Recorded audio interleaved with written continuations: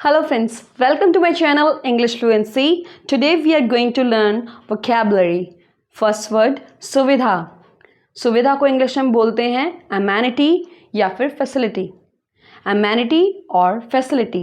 Example: As a parent, I always look for a job that offers the amenity of on-site child care. Parent होने के नाते मैं हमेशा एक ऐसी जॉब देखूंगी जो बच्चे को संभालने वाली फैसिलिटी या फिर सुविधा प्रोवाइड करती है उसी जगह पे. नेक्स्ट इज माहौल. माहौल को इंग्लिश में बोलते हैं एम्बियंस या फिर ऑरा. एम्बियंस और aura. This restaurant has a pleasant ambience. इस रेस्टोरेंट में एक आनंददायक या सुहाना माहौल है. ओके.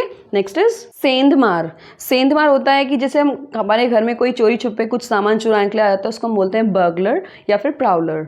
बर्गलर और प्राउलर. इसका एग्जाम्पल है I forgot to set the burglar alarm. Means मैं घर में बर्गलर अलार्म सेट करना भूल गई तो वो बजेगा नहीं. नेक्स्ट इज तेजी से गिरना. तेजी से गिरना को इंग्लिश में बोलते हैं प्लमेट, प्लंज और नोज डाइव. प्लमेट, प्लंज और नोज डाइव ये अपने न्यूज़पेपर में बहुत देखा होगा. द मार्केट प्लंज्ड 3 days इन अ रो. मतलब जो शेयर मार्केट था वो लगातार 3 दिन गिरा. उदास. उदास को इंग्लिश में हम बोलते हैं डोलफुल या फिर मॉर्नफुल. डोलफुल और mournful. She looked at him with doleful eyes. उसने उसे उदास भरी नज़रों से देखा. Next is आत्मसंतुष्ट. आत्मसंतुष्ट को इंग्लिश में बोलते हैं कॉम्प्लेसेंट और सेल्फ सेटिस्फाइड. कॉम्प्लेसेंट और self satisfied. She was complacent about her achievements. मतलब वो अपनी उपलब्धियों को लेकर आत्मसंतुष्ट थी. बदतमीज़. बदतमीज़ को इंग्लिश में बोलते हैं हम इंसोलेंट या फिर इम्प्रूडेंट. इंसोलेंट और imprudent. Example: what an insolent child. What an insolent child मतलब कितना बदतमीज़ बच्चा है. Next is मुंहफट. मुंहफट को इंग्लिश में हम बोलते हैं ब्लंट, शॉर्ट स्पोकन और ब्रुस्क. ब्लंट, शॉर्ट स्पोकन और brusque. Don't expect friendly chitchat from blunt people. मतलब मुंहफट लोगों से आप मैत्रीपूर्ण बातों की अपेक्षा मत करो. नेक्स्ट इज सनकी. सनकी को इंग्लिश में हम बोलते हैं फ्रीक और मैनियक. फ्रीक और maniac. He is such a freak और मैनियक फॉर चेस. या फिर he is a hockey freak मतलब वो हॉकी के लिए सनकी है बुरी तरह या चेस के लिए. नेक्स्ट इज इशारा. इशारा को इंग्लिश में हम बोलते हैं जेस्चर, हिंट और सिग्नल. जेस्चर, हिंट और signal. He raised his hands in a gesture of Triumph. मतलब उसने जीत के इशारे में उसने अपने हाथ ऊपर खड़े किए. तो जीत के लिए हम ऐसे दोनों हाथ ऊपर करके बोलते हैं जीत गए. हालांकि. हालांकि को इंग्लिश में बोलते हैं ऑल्दो, हावेवर और नेवरदलेस. ऑल्दो, हावेवर और nevertheless. Although he's got a good job now, he still complains. मतलब हालांकि उसके पास अच्छी जॉब है अभी लेकिन वो फिर भी कंप्लेन करता है. नेक्स्ट इज मनगढ़ंत या फिर बनावटी. इसको इंग्लिश में बोलते हैं फिक्टिशियस और मेड अप. फिक्टिशियस और made up. His side of story seems made up और fictitious. मतलब उसके द्वारा जो बताई गई स्टोरी है वो मनगढ़ंत या ऐसे बनावटी लगती है, उसमें कोई सच्चाई नज़र नहीं आती. गंवार या देहाती. इसको इंग्लिश में बोलते हैं बारबेरियन, बम्पकिन और योकल. बारबेरियन, बम्पकिन और योकल. मतलब गंवार या देहाती की तरह बर्ताव मत करो. मजबूरी या दबाव. इसको इंग्लिश में हम बोलते हैं कंपल्शन या फिर कोअर्शन और एनफोर्समेंट. कंपल्शन, कोअर्शन या फिर enforcement. He did so under compulsion मतलब उसने ऐसा मजबूरी में किया. There is no compulsion to take part मतलब भाग लेने के लिए कोई दबाव नहीं है. Next is छलावरण. छलावरण को इंग्लिश में हम बोलते हैं कैमोफ्लाज और डिस्गाइज. कैमोफ्लाज और disguise.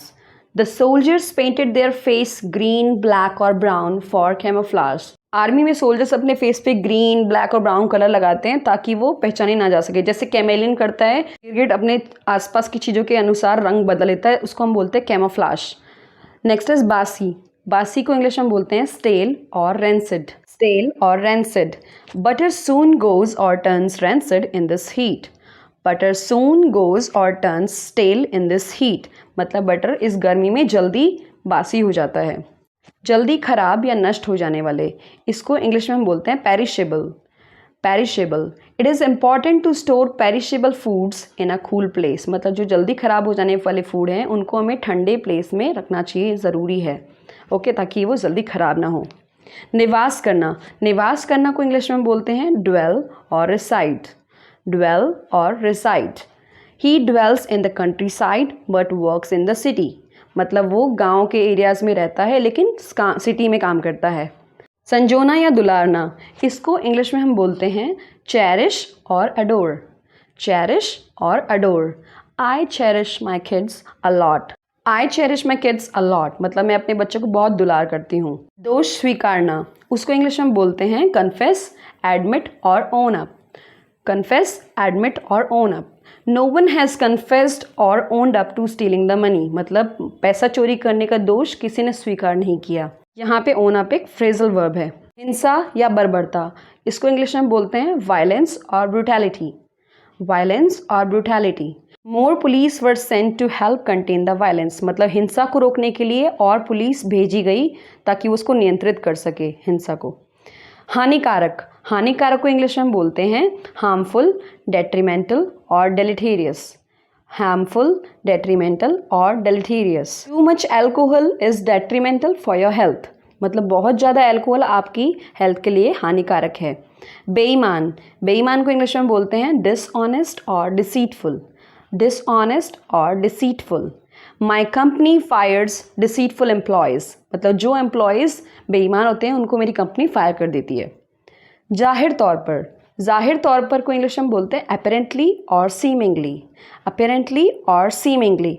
Apparently it's going to rain today, मतलब आपको दिख रहा है कि जाहिर तौर पर आज बारिश होने वाली है। नेक्स्ट इज भावुक, भावुक को इंग्लिश में बोलते हैं इमोशनल और सेंटिमेंटल, इमोशनल और sentimental. He is sentimental about his old car, वो अपनी पुरानी कार को लेकर भावुक है, तो बेच रहा होगा इसलिए वो भावुक होगा। निर्भर, निर्भर को इंग्लिश में हम बोलते हैं डिपेंडेंट और रिलायंट, डिपेंडेंट और reliant. He is totally reliant on scholarships for education, he is totally reliant on scholarships for education, मतलब वो अपनी पढ़ाई के लिए पूरी तरह स्कॉलरशिप्स पर निर्भर है। हाल ही में, हाल ही में को इंग्लिश में हम बोलते हैं रिसेंटली, लेटली और ऑफ लेट, recently, lately और off late। Recently I have been feeling a bit depressed, मतलब हाल ही में मैं बहुत उदास सा महसूस कर रहा हूँ। स्पष्ट करना, explain और clarify, explain और clarify। Please could you explain why you are so late, क्या मतलब आप मुझे explain कर सकते हैं, स्पष्ट कर सकते हैं कि आप इतने लेट क्यों हैं। नेक्स्ट इज ज़मानत, ज़मानत को इंग्लिश में बोलते हैं bail, bail. Example, he was released or remanded on bail of rupees 1 lakh, मतलब उसे 1 लाख की बेल पे उसे रिहा कर दिया गया। नेक्स्ट इज गपशप, गपशप को इंग्लिश में बोलते हैं गॉसिप, चिट चैट और small talk, gossip, chit chat और small talk. I don't like to chit chat with complete strangers, I don't like to chit chat with complete strangers, मतलब मुझे पूरी तरह अनजान लोगों से गपशप करना अच्छा नहीं लगता है। नेक्स्ट इज पछताना, पछताना को इंग्लिश में बोलते हैं रिग्रेट, रिपेंट और लेमेंट, रिग्रेट, रिपेंट और lament. I hope you won't regret your decision later, I hope you won't regret your decision later, मतलब आशा है कि आपको बाद में अपने निर्णय पे पछतावा नहीं होगा। पछतावा, पछतावा को इंग्लिश में बोलते हैं रिपेंटेंस, रिमॉर्स और कंट्रेशन, रिपेंटेंस, रिमॉर्स और contrition. He had no remorse for what he did, he had no remorse for what he did, मतलब जो उसने किया उस पर उसे कोई पछतावा नहीं था। नेक्स्ट इज शुक्रगुजार, शुक्रगुजार को इंग्लिश में बोलते हैं थैंकफुल और ग्रेटफुल, थैंकफुल और grateful. We are so thankful for all the support we received, we are so thankful for all the support we received, मतलब जो हमें आप लोगों का सपोर्ट मिला उसके लिए हम बहुत शुक्रगुजार हैं। नेक्स्ट इज लगातार, लगातार को इंग्लिश में बोलते हैं कॉन्टीन्यूसली या फिर रिलेंटलेसली, कॉन्टीन्यूसली और relentlessly.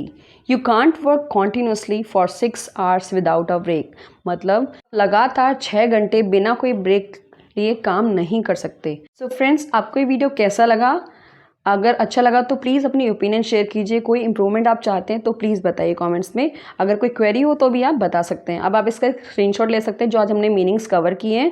Thanks a lot for watching. Do like, share and subscribe. Have a good day.